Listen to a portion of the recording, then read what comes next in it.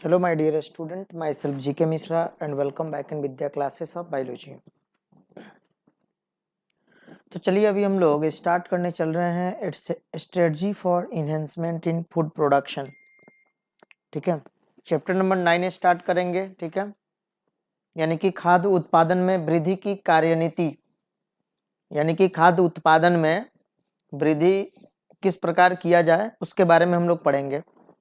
इसका मुख्य टॉपिक जो होता है जैसे पशुपालन, एनिमल हस्बेंड्री क्या है, इन सभी के बारे में हम लोग को पढ़ना होता है। वही प्रजनन यानी कि आउटक्रॉस, आउटब्रीडिंग, इनब्रीडिंग, आउटक्रॉस, इन सभी के बारे में इसमें अंतः प्रजनन, वही प्रजनन, इन सभी के बारे में हम लोग को इसमें पढ़ना है। ठीक है, तो ये एक बहुत अच्छा चैप्टर है और इससे क्वेश्चन भी बहुत अच्छा आता है।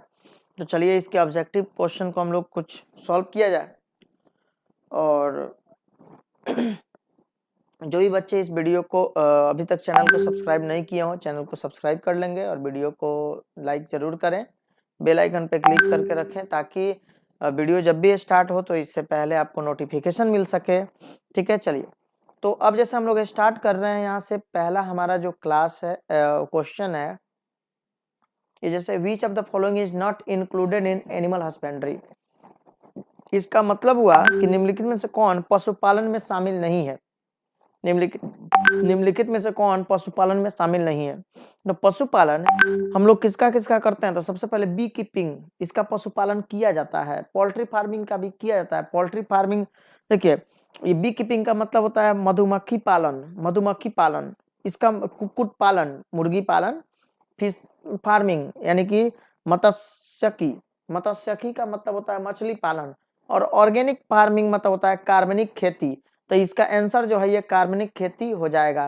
क्यों? क्योंकि यहाँ पे क्या बोला पूछा गया है, निम्नलिखित में से कौन सा पशुपालन में शामिल नहीं है, तो इसलिए इसका डी आंसर हो जाएगा आंसर। ठीक है, डी इसका आंसर हो जाएगा। हनी इज मेड बाई, शहद किसके द्वारा बनाया जाता है, तो शहद किसके द्वारा बनेगा, यानी शहद का निर्माण कौन करती है। अब इसमें शहद का निर्माण कौन करेगी, तो इसके बारे में अगर बात की जाए तो सबसे पहले जैसे कि दिया हुआ है यहाँ पे मेल हनी बी। ठीक है, मेल हनी बी का मतलब हुआ नर मधुमक्खी। बी नंबर में है क्वीन हनी बी यानी कि रानी मधुमक्खी। सी है वर्कर हनी बी यानी कि कार्यकर्ता मधुमक्खी। तो कार्यकर्ता मधुमक्खी जो होती है ये शहद का निर्माण करती है, तो इसका सी आंसर हो जाएगा। ठीक है, सी आंसर हो जाएगा। ठीक है, दो का सी हो जाएगा।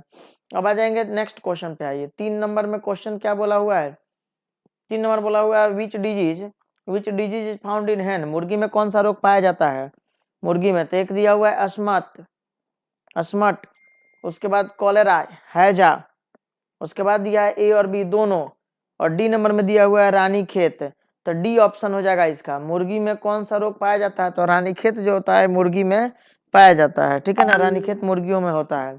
अब देखिए PC culture is related culture of, मछली पालन किसकी संस्कृति किसकी मछली पालन जो होता है किससे संबंधित है। तो मछली पालन किससे संबंधित होगा अगर बात की जाए तो किससे संबंधित होगा मछली पालन, तो इसमें हो जाएगा जैसे कि पहला ऑप्शन दिया हुआ है एक्वेटिक प्लांट यानी कि जलीय पौधों से, दूसरा है एक्वेटिक एनिमल यानी कि जलीय जंतुओं से, तीसरा है रेशम के कीटों से, और चौथा है लैक वर्म यानी लाह के कीट से। ठीक है ना, लाह के कीट से। तो इसका आंसर हो जाएगा क्या, जलीय जंतुओं से यानी कि एक्वेटिक एनिमल से। ठीक है, तो मत्स्य पालन जो होता है किससे संबंधित है, तो जलीय जीवों से। ठीक है ना, जलीय जीवों से यानी जलीय जंतुओं से, एक्वेटिक एनिमल्स हो जाएगा। Taichung is a variety. अब ताइचुंग किसका प्रजाति है, ताइचुंग जो है ये हम आप लोग बताए हुए थे। ताइचुंग इनमें से किसकी किस्म है या किसकी प्रजाति, किसका किस्म है, तो ये धान का किस्म है। ठीक है ना, धान का किस्म है। 5 का क्या हो जाएगा, ए हो जाएगा। धान का किस्म जैसे कि आपको बताए थे ताइचुंग फर्स्ट जो होता है ये ताइचुंग नेटिव फर्स्ट इसका पूरा नाम है। ये ताइवान का एक धान का नस्ल होता है, तो इसलिए राइस यानी कि चावल का किस्म है। किस प्रकार का किस्म है, तो चावल का किस्म है। Sonalika and Kalyan Sona are high yielding disease resistant variety. Sonalika और कल्याण सोना जो होता है उच्च पैदावार एवं रोग प्रतिरोधी। सोनालिका एवं कल्याण सोना किसकी किस्में हैं, इसका हिंदी यही होगा। हिंदी क्या हो जाएगा इसका, उच्च पैदावार एवं रोग प्रतिरोधी। सोनालिका एवं कल्याण सोना किसकी किस्में हैं, तो इसमें किस्में किसकी हो जाएगा। तो अब जैसे सोनालिका और कल्याण सोना की अगर बात की जाए तो ये गेहूं का प्रजाति होता है, गेहूं हो जाएगा, 6 का बी आंसर हो जाएगा। ठीक है, 7 नंबर पे आइए, कल्याण सोना इज वेराइटी ऑफ, वही बात यहाँ पे भी बोला हुआ है, कल्याण सोना किसकी वेराइटी है, तो कल्याण सोना हाइब्रिड वेराइटी ऑफ व्हीट, यानी कि 7 का क्या हो जाएगा जी, 7 का ए हो जाएगा। अभी बताएं जस्ट कल्याण सोना ऊपर में ये 2 बार क्वेश्चन ऐसे करके आया हुआ था। तो कल्याण सोना जो होता है एक किस्म होता है किसका, व्हीट का, एक हाइब्रिड वेराइटी होता है, यानी गेहूं की एक प्रोन्त किस्म है या उच्च किस्म है। ठीक है, कल्याण सोना किसका किस्म है, तो गेहूं की एक प्रोन्त किस्म है, तो इसमें आंसर ए हो जाएगा। Which vitamin is found in golden rice, golden rice में कौन सा विटामिन पाया जाता है, गोल्डन राइस में कौन सा विटामिन पाया जाता है, क्या पाया जाता है जी, तो इसमें गोल्डन राइस में पाया जाएगा आपका हाँ, तो इसमें हो जाएगा जैसे कि विटामिन ए पाया जाएगा। ठीक है ना, हाँ ये तो बहुत बार आप लोग को बताते आ रहे हैं, गोल्डन राइस में कौन सा विटामिन पाया जाता है, तो विटामिन ए पाया जाता है। तो 8 का क्या हो जाएगा, 8 का क्या हो जाएगा, ए हो जाएगा। ठीक है, चलिए अब आ जाइए 9 नंबर क्वेश्चन में। 9 नंबर में क्या बोला हुआ है, Pusa Subra is a variety. अब पूसा सुब्रा किसकी किस्म है, किसका किस्म है जी, तो पहला ऑप्शन है गेहूं का पूसा सुब्रा, दूसरा कॉलीफ्लावर यानी कि बंदा गोभी, कॉलीफ्लावर फूल गोभी का, ठीक है ना, चिली मिर्च का, और कैबेज यानी पत्ता गोभी का। तो इसमें आंसर हो जाएगा बी, यानी कि पूसा सुब्रा जो होता है ये कॉलीफ्लावर का यानी कि फूल गोभी का एक किस्म होता है, तो बी आंसर हो जाएगा। 10 नंबर में आ जाइए बाबू, which type of protein is found in silk thread, silk thread में किस प्रकार का प्रोटीन पाया जाता है। अगर क्वेश्चन आपका बोलता है सिल्क थ्रेड में किस प्रकार का प्रोटीन पाया जाता है, तो इस तरह के क्वेश्चन का आंसर हो जाता है फिब्रोइन, याद रखेंगे। यानी कि सिल्क थ्रेड में यानी कि रेशम के धागे में किस प्रकार का प्रोटीन पाया जाता है, तो फिब्रोइन। ठीक है ना, रेशम के धागे में कौन सा प्रोटीन पाया जाता है, फिब्रोइन नामक प्रोटीन पाया जाएगा। 10 का ए आंसर हो जाएगा।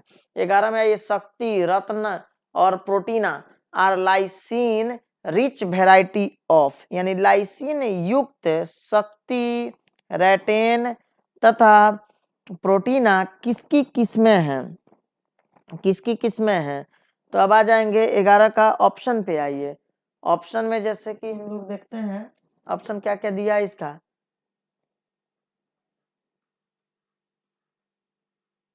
हाँ तो ऑप्शन दिया हुआ है किसका किसका वैरायटी है। ये जैसे अभी आपको हमने बताया था कि लाइसिन युक्त शक्ति रेटेन तथा प्रोटीना किसकी किस्में हैं, तो ये किस्में किसका हो जाएगा जी, ये हो जाएगा जैसे मेज का, धान का किस्में है। ठीक है ना, धान का किस्म होता है। शक्ति रेटेन तथा प्रोटीना किसका किस्म है, तो मेज का किस्म यानी कि धान, ये यानी कि मक्का का किस्म है, सॉरी मक्का बोला था मैंने, मेज का किस्म है, बी नंबर मक्का हो जाएगा, मक्का का किस्म है। विच type of protein is present in silk thread, यानी कि सिल्क थ्रेड में, अभी सॉरी ये क्वेश्चन रिपीट हो गया है, 2 बार हो गया है।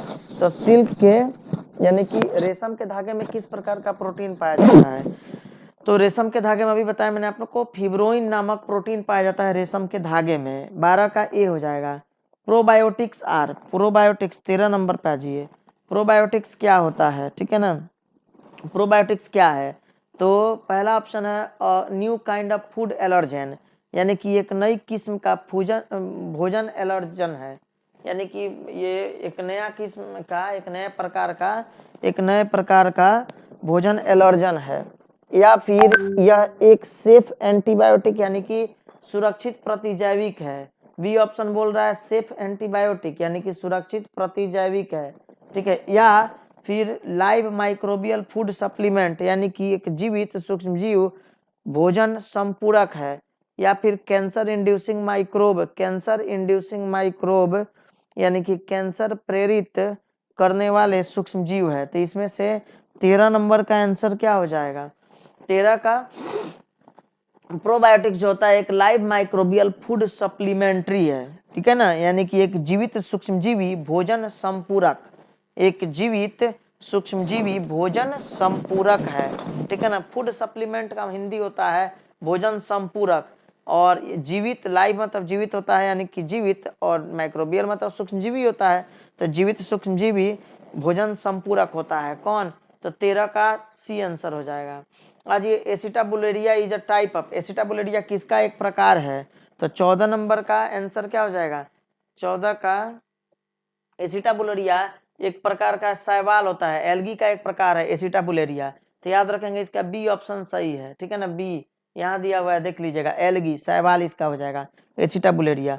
15 नंबर में आज ये cholera is a type of, cholera किस प्रकार क्या है कॉलेरा, तो कॉलेरा जैसे कि अगर हम लोग बात करें कि कॉलेरा निम्न में से क्या है, पहला ऑप्शन है जैसे कि जीवाणु बैक्टीरिया, यानी कि ये जीवाणु है, या फिर शैवाल एलगी, प्रोटोजोआ है, या सिंगल सेल प्रोटीन एकल कोशिकीय प्रोटीन है। तो इसमें क्या होगा, तो अब हम बात करें अगर 15 का, तो इसका आंसर हो जाएगा शैवाल, ठीक है, यानी कि कोलेरा क्लोरेला जो होता है, क्लोरेला एक प्रकार का शैवाल होता है, क्लोरेला एक प्रकार का शैवाल एल्गी है, ठीक है ना। 16 नंबर पे आ जाइए। 16 नंबर की बात करें, which of the following are single cell protein, निम्नलिखित में से कौन सा एकल कोशिका प्रोटीन है, ठीक है ना। एकल कोशिका प्रोटीन की अगर बात की जाए तो इसमें एस्पाइरुलिना जो होता है ये एक सिंगल सेल प्रोटीन होता है, जिसमें ये हाई एनर्जी रीच होता है, ठीक है, हाई कंटेंट ऑफ एनर्जी इसमें होता है, एनर्जी की मात्रा इसमें अधिक होती है, ठीक है। तो ये 16 का क्या हो जाएगा, 16 का ए हो जाएगा, ठीक है, 16 का ए। अब अगर हम बात करें 17 का, 17 में आ जाइए। 17 में बोला गया है every living cell of a plant can give rise to the whole plant, पर यानी कि इसका मतलब हुआ कि प्रत्येक जीवित पादप कोशिका से पूर्ण पौधा बन सकता है, this property is known as, इस गुण को क्या कहा जाता है, यानी कि प्रत्येक जीवित पादप कोशिका से पूर्ण पौधा बन सकता है, यानी कि पौधे के हम पढ़ाए हुए हैं, आप लोग को बताए हुए हैं, जब पौधे के एक छोटे से पार्ट के द्वारा पूरे पौधे के का निर्माण होता है तो उसे क्या कहा जाता है, तो इसका आंसर हो जाएगा 17 नंबर का। 17 का इसमें टोटीपोटेंसी इसको बोलते हैं, ठीक है ना, टोटीपोटेंसी यहाँ पे जोड़ लेंगे, यानी कि इसका सी हो जाएगा, 17 का सी हो जाएगा। ये ऑप्शन में थोड़ा गड़बड़ी हो गया है, सी वाला बी वाला के जगह पे आ गया है, कोई बात नहीं, टाइपिंग में मिस्टेक हो जाता है, तो आपको यहाँ सी ए याद रखना है, टोटीपोटेंसी हो जाएगा, यानी कि पूर्ण सशक्ता इसको हम लोग कहते हैं, ठीक है ना, टोटीपोटेंसी करके भी ये नाम आता है आपका, ठीक है, ये क्वेश्चन पूछा जाता है। Which of the following enzyme is used to break the bacterial cell wall to release DNA and bio macromolecules, यानी कि इनमें से कौन से एंजाइम का उपयोग करके, यानी कि जीवाणु की कोशिका भित्ति को तोड़कर उसके डीएनए एवं अन्य प्रकार के मैक्रोमोलिक्यूल को, यानी कि अन्य बृहद जैव अणुओं को मुक्त करने के लिए कौन सा एंजाइम का यूज किया जाएगा, इनमें से किस एंजाइम का यूज करके किसी डीएनए के सेल वॉल को तोड़कर सॉरी किसी बैक्टीरिया के सेल वॉल किसी जीवाणु के कोशिका भित्ति को तोड़कर उससे डीएनए तथा अन्य अन्य मैक्रोमोलिक्यूल यानी अन्य जैव अणुओं को अलग किया जाएगा, तो उसके लिए हम लोग कौन सा एंजाइम का यूज करेंगे। 18 नंबर का क्या हो जाएगा बाबू, तो इसमें लाइसोजाइम एंजाइम होता है, जिससे कि हम लोग किसी भी जीवाणु के कोशिका भित्ति को तोड़ सकते हैं और उसके आनुवांशिक पदार्थों को यानी डीएनए को या फिर बायोमैक्रोमोलिक्यूल्स को अलग कर सकते हैं, तो लाइसोजाइम उसके लिए एंजाइम होता है, ठीक है ना, लाइसोजाइम। आ जाइए नेक्स्ट क्वेश्चन पे, जैसे कि 19 नंबर पे। 19 नंबर क्वेश्चन क्या बोला हुआ है, artificial seed is formed with the help of, यानी कृत्रिम बीज किसकी मदद से बनता है, तो कृत्रिम बीज का निर्माण किसके मदद से होता है, तो सोमैटिक एम्ब्रियो के मदद से होता है, ठीक है ना। 19 नंबर का आ जाएंगे, क्या हो जाएगा, यानी कि किस बोला गया है किससे कृत्रिम बीज का निर्माण किया जाता है, तो इसको हम लोग बोलते हैं हिंदी में सोमैटिक एम्ब्रियो को हिंदी में बोलेंगे क्या, कायिक भ्रूण बोलेंगे, ठीक है। तो कायिक भ्रूण इसका हिंदी लिख लेंगे, कायिक भ्रूण के मदद से हम लोग क्या करते हैं, कृत्रिम बीज का निर्माण किया जा सकता है, ठीक है। अब बताइए which one of the following is possible in micro propagation, micro propagation में निम्नलिखित में से क्या संभव है, माइक्रो प्रोपागेशन में निम्नलिखित में से क्या संभव है। अगर हम इसकी बात करें तो इसमें हो जाएगा जैसे कि आपका, हाँ एक चीज देखिए, बोला गया है माइक्रो प्रोपागेशन, तो माइक्रो प्रोपागेशन क्या होता है बाबू, एक तरह का ये अलैंगिक जनन का भी प्रक्रिया है, माइक्रो प्रोपागेशन अलैंगिक जनन की प्रक्रिया है। अलैंगिक जनन की प्रक्रिया क्यों है, क्योंकि माइक्रो प्रोपागेशन किसमें होता है, तो माइक्रो प्रोपागेशन एक वेजिटेटिव रिप्रोडक्शन का एक प्रक्रिया है, वेजिटेटिव रिप्रोडक्शन का, ठीक है, वेजिटेटिव रिप्रोडक्शन यानी कि कायिक जनन का। तो कायिक जनन क्या होता है, तो पौधे जब भी अलैंगिक जनन होता है, प्लांट में जब भी अलैंगिक जनन यानी कि असेक्सुअल रिप्रोडक्शन होता है तो तब उसको कायिक जनन कहा जाता है, तो इसका मतलब कि असेक्सुअल रिप्रोडक्शन भी इसका आंसर हो जाएगा, यानी कि माइक्रो प्रोपागेशन किसमें संभव होगा, सूक्ष्म प्रवर्धन तो सूक्ष्म प्रवर्धन कायिक जनन में होगा। तो कायिक जनन अगर नहीं है तो इसका मतलब कि वेजिटेटिव रिप्रोडक्शन हो ही जाएगा, सॉरी असेक्सुअल रिप्रोडक्शन हो ही जाएगा, यानी अलैंगिक जनन होगा। उसके साथ ही साथ multiplication of genetically identical copies, यानी बोला गया है आनुवांशिक रूप से समान कॉपी। तो आनुवांशिक रूप से समान कॉपी कब हो सकता है? जब अलैंगिक जनन हो, यानी वेजिटेटिव रिप्रोडक्शन हो। ठीक है, यानी इसका मतलब होता है कि समान आनुवांशिक गुणों वाले पौधे, पहला तो अलैंगिक जनन और दूसरा समान आनुवांशिक गुणों वाले पौधे। तो इसमें दोनों के दोनों ऑप्शन हो जाएगा, ए और बी दोनों हो जाएगा, क्योंकि ये जो पौधे होंगे माइक्रो प्रोपागेशन के द्वारा ये एक दूसरे के बिल्कुल कॉपीज होंगे, तो इसमें माइक्रो प्रोपागेशन में ये होगा ही, जेनेटिकली आइडेंटिकल होते हैं ये। ठीक है, तो ए और बी दोनों हो जाएगा इसका आंसर, यानी D is the correct answer. ठीक है, डी इसका आंसर हो जाएगा। अब आ जाएंगे जैसे कि फ्यूजोजेन ऑफ प्रोटोप्लास्ट कल्चर इज, यानी प्रोटोप्लास्ट कल्चर का, इसका मतलब प्रोटोप्लास्ट कल्चर का फ्यूजोजेन क्या है? तो प्रोटोप्लास्ट कल्चर का फ्यूजोजेन जो होता है, इसमें आंसर हो जाएगा क्या? PEG। ठीक है ना, PEG इसका आंसर हो जाएगा, यानी कि इसको हम लोग बोलते हैं पॉली इथाइलिन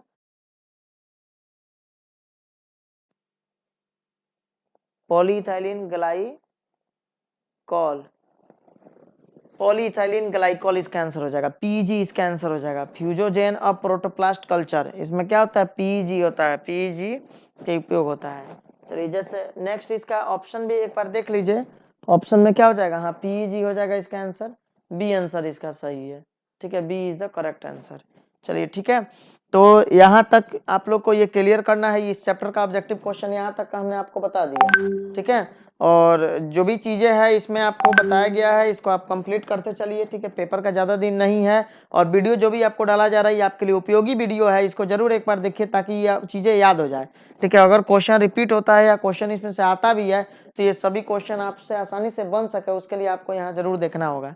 ठीक है, चलिए तो अब तक अगर आपने वीडियो को लाइक नहीं किया हो तो वीडियो को लाइक जरूर कर दें और चैनल को सब्सक्राइब करें। चलिए okay, thank you, best of luck, मिलते हैं नेक्स्ट क्लास में।